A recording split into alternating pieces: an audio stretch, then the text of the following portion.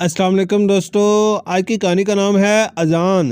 ابراہیم ایک سیاح تھا جو ایک نئے دریافت ہونے والے قلعے میں اپنے گائیڈ کے ساتھ تھا۔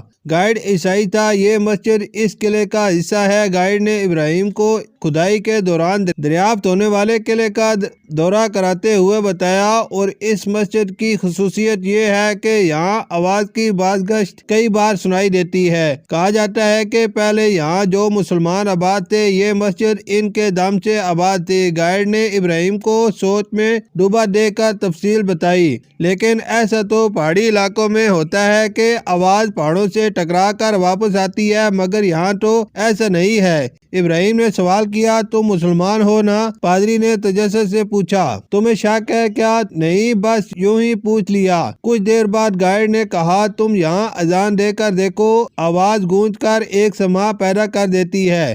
میں ابراہیم گھبرا گیا۔ ہاں، تم اذان تو آتی ہوگی تمہیں۔ ابراہیم کے ذہن میں ایک تلخ یاد تازہ ہو گئی۔ جب وہ 10 سال کا معصوم بچہ محلے کی مسجد میں سینے پر ہاتھ باندھے استاد کو سبق سنا رہا تھا، ایک جگہ وہ اٹکا تو امام مسجد کا بید بری طرح اس معصوم کی پشت پر برسنے لگا۔ اس ابتدائی مار پیٹ نے اسے دین سے ایسا دور کیا کہ پھر کبھی اس نے مسجد کا رخ نہیں کیا۔ کہاں کھو گئے؟ گائیڈ نے اسے ہلایا تو وہ ماضی سے حال میں لوٹ آیا۔ وہ ادھر ادھر دیکھنے لگا۔ لاشعوری طور پر وہ یہ اطمینان کر رہا تھا کہ کہیں مسجد کا امام بید لے کر اس کے پیچھے تو نہیں چلا آیا۔ پادری کے علاوہ کسی اور کو نہ پا کر اس نے اطمینان کا سانس لیا، پھر آہستگی سے کہا، افسوس مجھے اذان یاد نہیں۔ کیا عیسائی گائیڈ کی زندگی کا عجیب لمحہ تھا کہ ایک مسلمان کو اذان یاد نہیں رہی۔ ابراہیم کو شرمندہ دیکھ کر اس کی خفت مٹاتے ہوئے کہا، کوئی بات نہیں، ایسا ہو جاتا ہے۔